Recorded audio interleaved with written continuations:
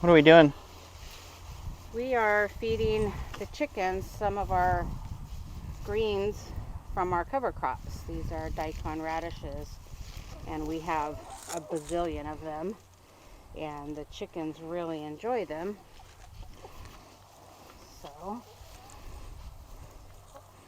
we're going to wrap them up in this little nifty paracord holder thingy that you made for them. Salad Because bar. these chickens are lazy, and they don't, if we just throw these on the ground, they won't touch them.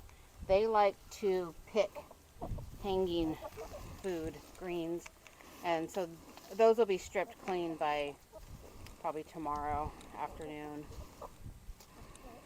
They're really healthy for them. They don't touch the radishes, just the greens.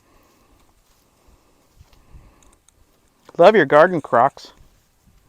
Why, thank you. I originally got these because I was wearing sandals out here, and these crazy birds kept pecking at my toes, so I needed something to cover my toes and protect them from my hungry chickens.